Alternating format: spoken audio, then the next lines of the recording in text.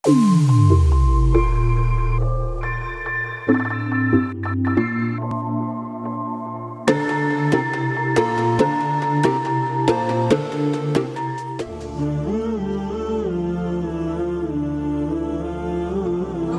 li wa yassir li amri wal 'uqdatam bil lisani yafqahu qawli. Sebelum saya memulai ceramah saya ingin mengajak hadirin untuk saya akan mengajak hadirin untuk bersolawat. Salatullah salamullah ala Toha Rasulillah. Salatullah salamullah ala Yasin Habibillah. Tawassalna bismillah wa fil hadi Rasulillah wa kulli mujahidin lillah bi ahlil badri ya Allah. Assalamualaikum warahmatullahi wabarakatuh. Waalaikumsalam warahmatullahi wabarakatuh.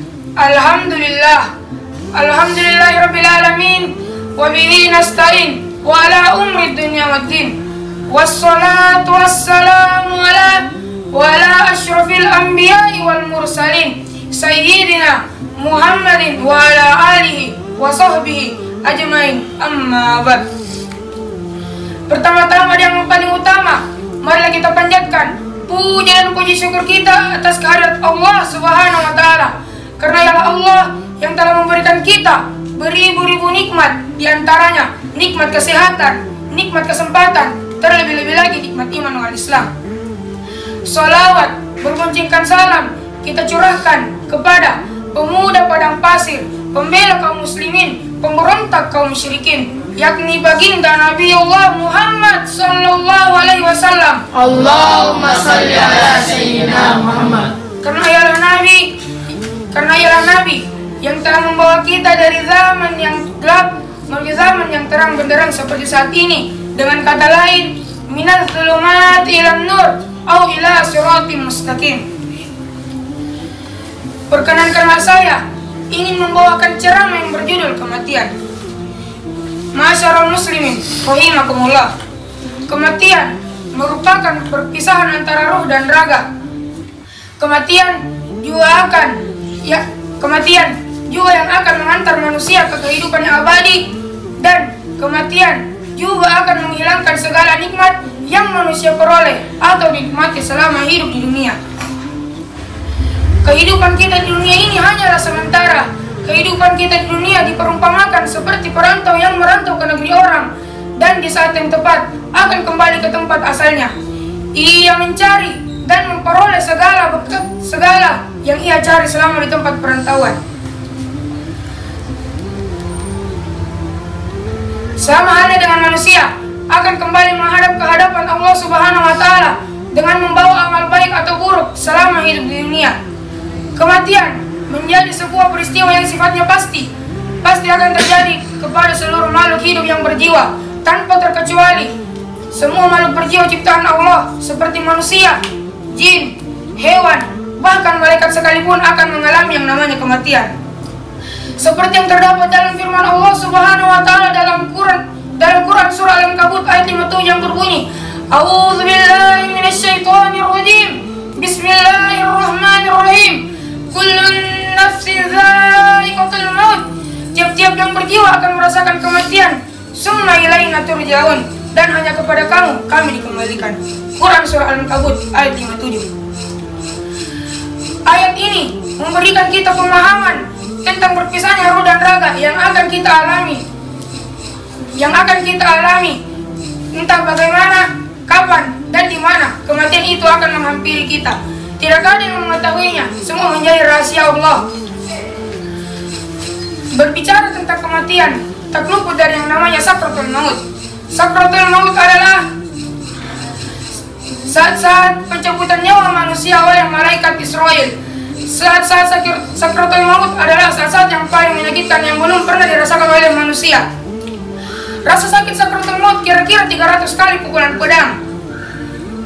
seperti yang dikatakan Imam Suyuti dalam kitab Syarhus Sudur, diriwayatkan oleh Hasan, Rasulullah Shallallahu Alaihi Wasallam bersabda, kira-kira rasa sakit sakratul maut 300 kali pukulan pedang. Masya Allah, 1 kali pukulan pedang saja rasanya sudah bagaimana, apalagi 300 kali pukulan pedang. Na'udzubillahi min dzalik.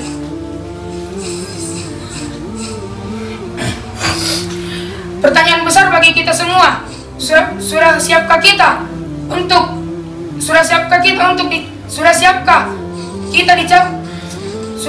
malaikat Israel untuk mencabut nyawa kita? Sudah siapkah kita untuk berbaring sendiri berbalut kain kafan di dalam lubang 1 kali 1,5 meter?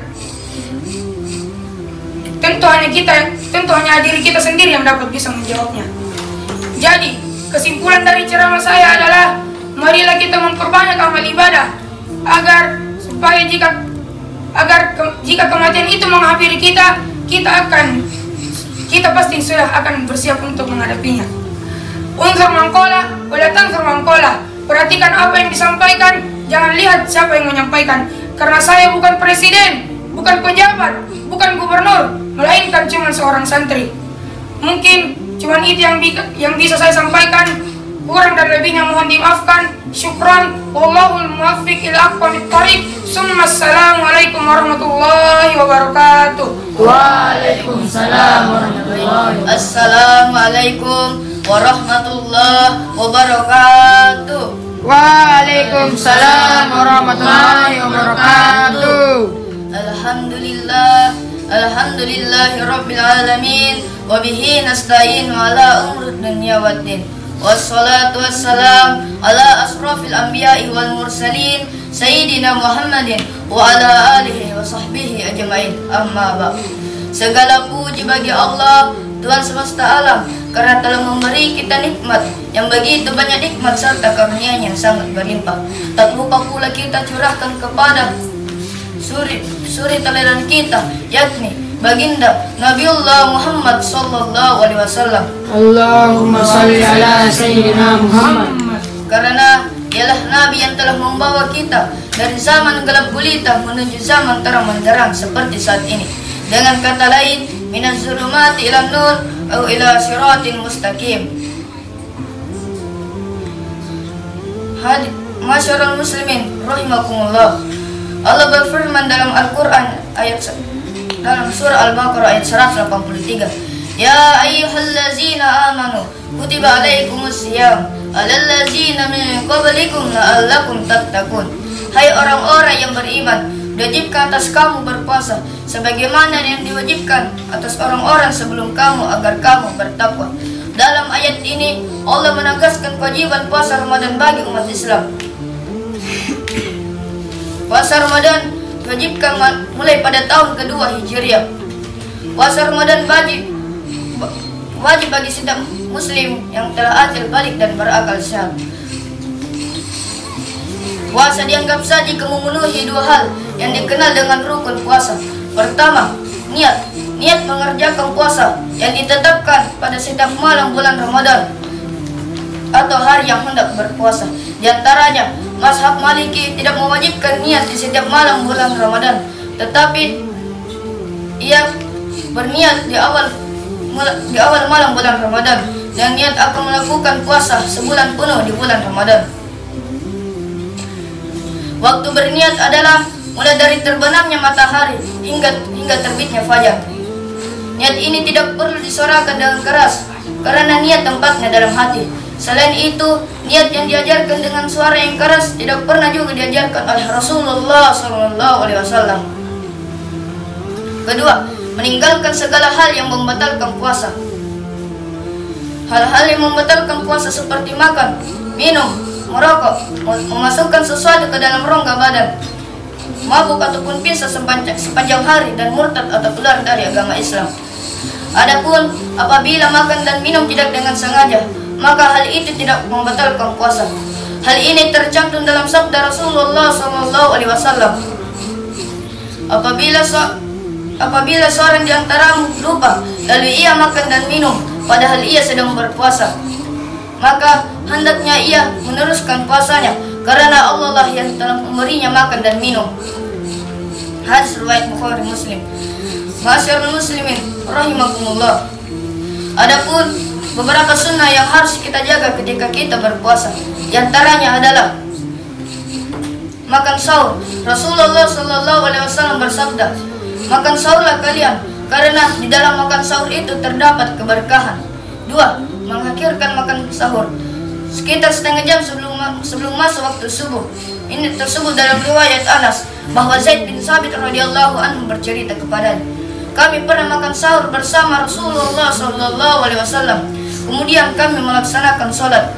Dan Anas bertanya, berapa lamakah antara makan sahur dengan sholat? Zaid radhiyallahu pun menjawab, sekira bacaan 50 ayat.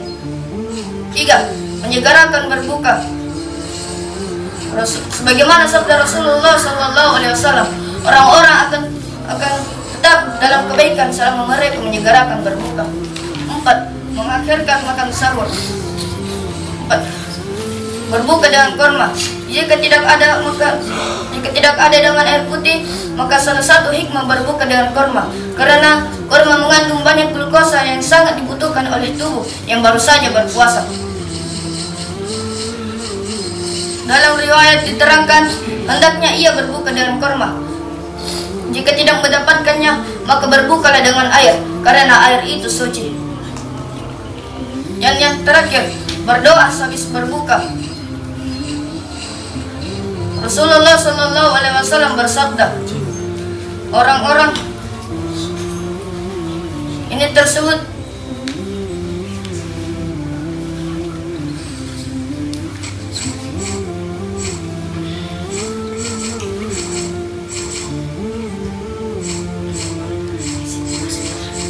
sebagai kesimpulan, semoga Allah memberikan kita pemahaman semoga kita menjalankan ibadah puasa dengan benar. Demikian ceramah yang dapat kami sampaikan pada kesempatan ini. Semoga dapat bermanfaat bagi kita semua, khususnya yang hadir pada hari ini. Al-haqqu min rabbihi wa la takunanna minal mumtarin. Ada benarnya itu datang dari Allah, dan bila ada kekurangan itu semata-mata dari diri kami sebagai makhluk Tuhan yang tak lupa, luput dan kilaf. Kepada Allah saya mohon diampuni, dan kepada hadirin sekalian saya mohon dimaafkan. Syukran. Wallahu muwaffiq ila aqwamit thariq. Assalamualaikum warahmatullahi wabarakatuh. Waalaikumsalam warahmatullahi wabarakatuh. Assalamualaikum warahmatullahi wabarakatuh. Waalaikumsalam warahmatullahi wabarakatuh. Alhamdulillahi rabbil alamin, wa bihi nasta'in wa ala umurid dunya waddin, wassalatu wassalamu ala Muhammadin wa ala alihi washabihi wal kiram, amma ba'du. Pertama-tama, marilah kita panjatkan puja dan puji syukur atas kehadirat Allah Subhanahu wa taala, karena dialah Allah yang telah memberikan kita beribu-ribu nikmat, diantaranya nikmat kesehatan, nikmat kesempatan, terlebih-lebih lagi nikmat iman wal Islam, sehingga kita dapat berkumpul di tempat yang insya Allah penuh barakah ini. Dan tak lupa pula kita kirimkan salawat serta salam kepada baginda Nabiullah Muhammad sallallahu alaihi wasallam, karena dialah Nabi yang telah membawa kita dari zaman gelap gulita menuju zaman yang terang benderang. Dengan kata lain, minaz zulumati ilan nur atau ila siratim mustaqim. Ma'asyiral muslimin rahimakumullah. Allah Subhanahu wa taala berfirman dalam Quran surat Al-Baqarah ayat 183 yang berbunyi, A'udzu billahi minasyaitonir rajim. Bismillahirrahmanirrahim. Ya ayyuhalladzina amanu kutiba alaikumus siyam kama kutiba alal ladzina min qablikum la'allakum tattaqun. Yang artinya, hai orang-orang yang beriman, diwajibkan atas kamu berpuasa sebagaimana diwajibkan atas orang-orang sebelum kamu agar kamu bertakwa.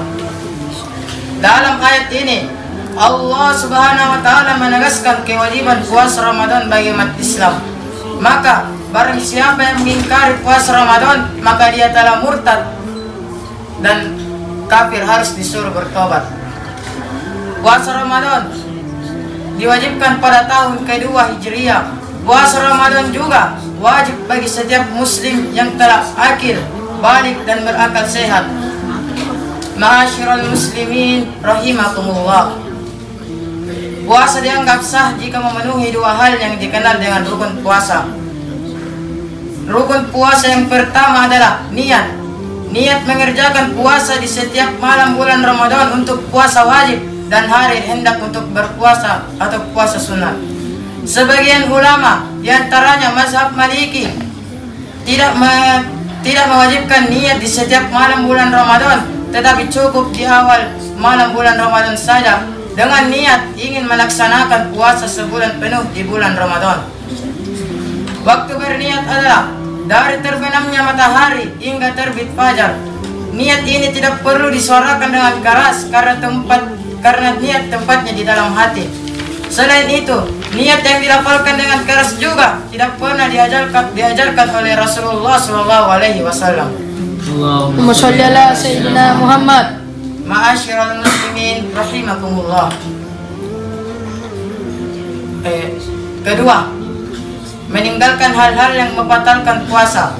Hal-hal yang membatalkan puasa diantaranya makan, minum, merokok, muntah dengan sengaja, dan murtad atau keluar dari agama Islam. Namun, apabila makan dan minum tidak disengaja, maka hal itu tidak membatalkan puasa. Hal ini tercantum dalam sabda Rasulullah SAW yang diriwayatkan oleh Imam Bukhari dan Muslim. Dari Abu Hurairah radhiyallahu anhu, Rasulullah SAW bersabda, apabila seorang di antaramu lupa lalu ia makan dan minum padahal ia sedang berpuasa, maka hendaklah ia teruskan puasanya karena Allah lah yang telah memberikannya makan dan minum. Hadis riwayat Bukhari dan Muslim. Ma'asyiral muslimin rahimakumullah. Ada 5 sunnah puasa yang perlu dijaga ketika berpuasa. Di antaranya adalah pertama, makan sahur. Rasulullah SAW bersabda, makan sahurlah kalian sesungguhnya karena di dalam makan sahur itu terdapat keberkahan. Hadis riwayat Bukhari Muslim. 2. Mengakhiri makan sahur sekitar setengah jam sebelum masuk waktu subuh. Hal ini termasuk dalam riwayat Anas bahwa Zaid bin Zabit radhiyallahu anhu bercerita kepadanya, kami pernah makan sahur bersama Rasulullah SAW, kemudian kami melaksanakan sholat. Kemudian Anas bertanya, berapa lamakah waktu antara keduanya, antara makan sahur dengan sholat? Zaid bin Zabit radhiyallahu anhu menjawab, sekitar bacaan 50 ayat. Hadis riwayat Bukhari. 3. Menyegerakan berbuka. Rasulullah SAW bersabda, orang-orang akan tetap dalam kebaikan selama dia menyegerakan berbuka. Hadis riwayat Bukhari Muslim. 4. Berbuka dengan kurma, kalau tidak ada dengan air putih.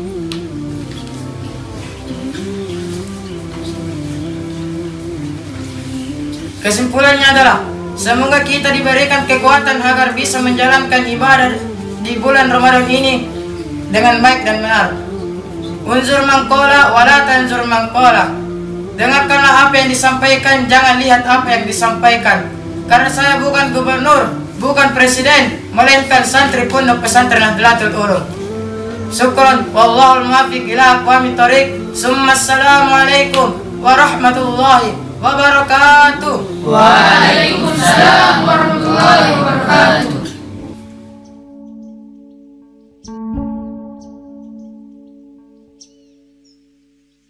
Thank you.